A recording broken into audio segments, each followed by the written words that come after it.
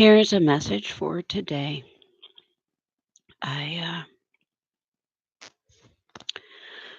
I've been feeling really ill the last few days, so it's been a while since I'd had a chance to record my thoughts. But it occurred to me recently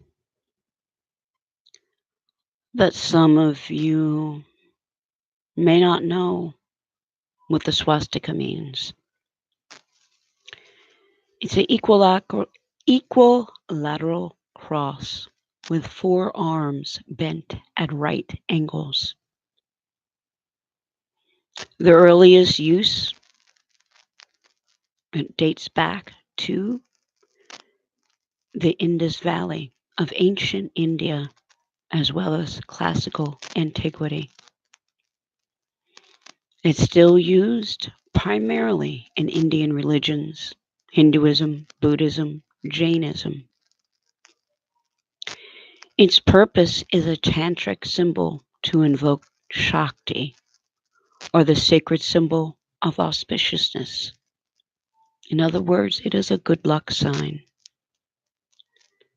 The word swastika comes from the Sanskrit su, meaning good, asti, meaning to be, and ka as a suffix. The swastika literally means to be good. And it was used way before the Nazis adopted it and used it in a way that should never have been intended. And yes, there's a lot of meaning in the symbols of Hinduism because the age of the religion, it is the oldest religion still practiced on earth. Oh, let me also go back to the tantric symbol to evoke Shakti. Shakti, that is another word for female, divine, Devi, goddess. I'm sure that the mother goddess would have been very saddened by the type of things the Nazis did to kill, hurt, harm for the sake of one pure race, when our mother goddess created all of us equally. So now you know more about the swastika. The use in Hinduism, Buddhism, and Jainism should not stop anyone of any race, color, creed, nationality from learning more. It is a symbol like many others over the world civilization that has been misused. It's not new. But let me also talk about other gifts of Hinduism to humanity. Besides the oldest known spoken language that's still in use, Sanskrit, there's other things. Almost all science and technology,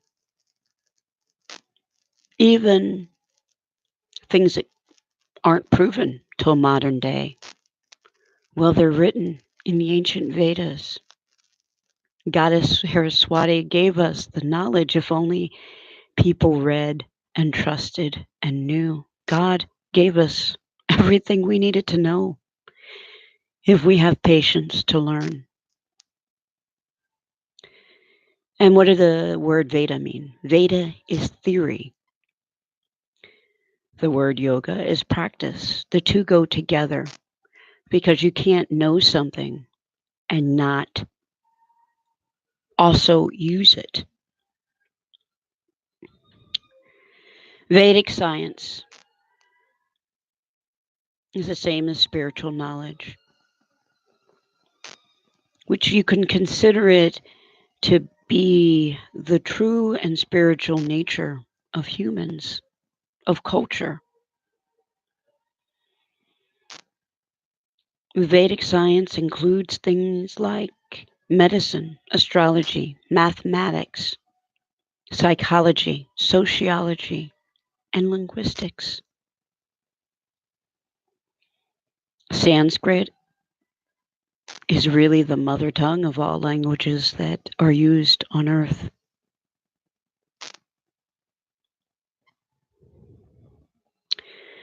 In the Vedas, there's awareness that there's a global culture. There are universal and spiritual elements that transcend all divisions and apply to all souls. No culture is considered homogeneous because really, we are one world. There's no way to really divide ourselves from the world because there was always, well, at one time we were Pangea, we were all connected, we were all one humanity. And even after the continent split, if God didn't want us to visit and be one world, there wouldn't have been transportation, boats, planes, ships. God wouldn't, well, even the internet, God would have made sure we could not connect if that was His will. So God always shows us that we are all His children, if only we look and see. Yoga, the practice. The practice of what you learn in the Vedas. It's not always going to be physical. You can't find it in your yoga class. The true meaning of yoga is that it starts with an open mind. A priority is placed on inner knowledge. And in Hinduism, the divine is found within, and that divinity is eternal. We take that divine essence, our soul, with us when we leave the world, and it doesn't exist with our body until we're born, well, conceived in the womb. That's really when the soul connects to the body, is what conception. Reincarnation is a set of steps towards spiritual growth. It can be inhibited by karma. And no, it's not like that song says. Karma is the result of intentional thought to cause harm. Because the one law that God gives us is to treat others as we want to be treated. And it's that same universal thought in all religions.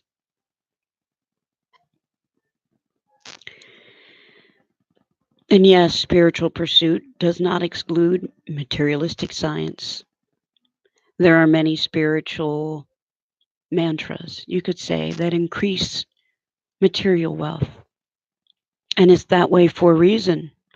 Because if you have great wealth, it enables your pursuit of spiritual things, thoughts, natures more, because there's less stress on how do I survive? How do I eat? Where do I sleep today? So it is valuable. All things have value.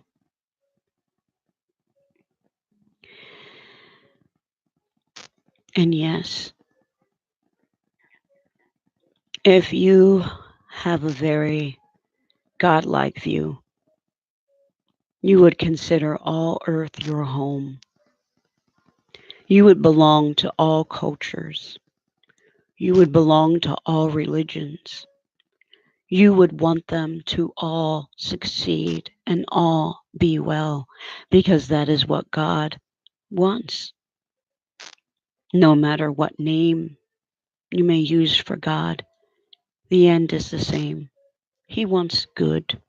God wants good in the world.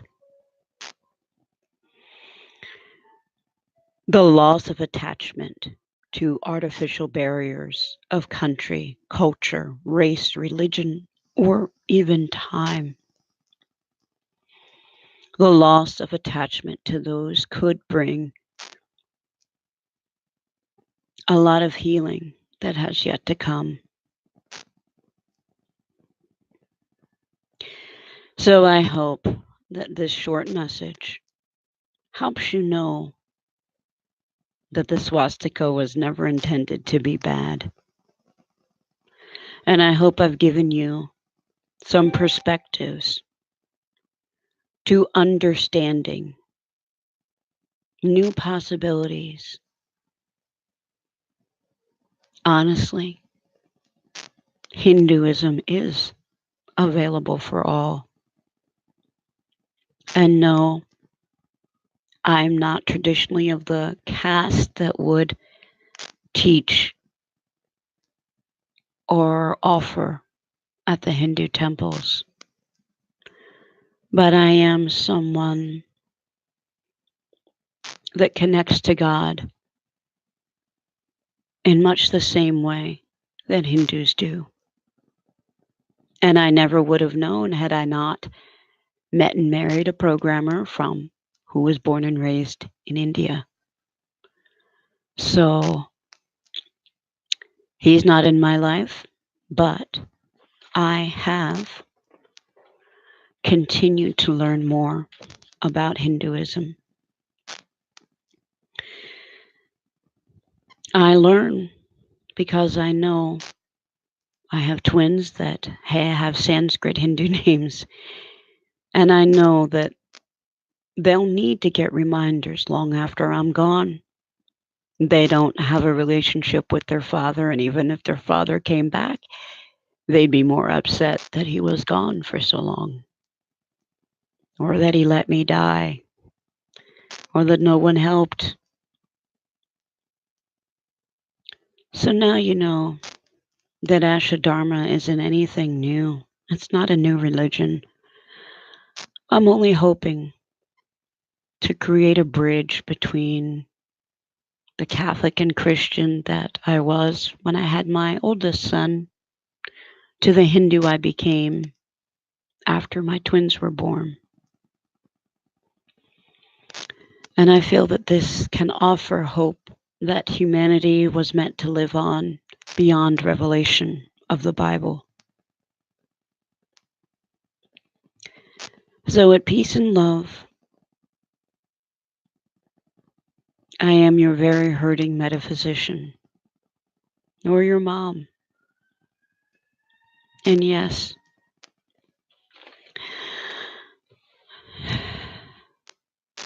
I'm Reverend Joy.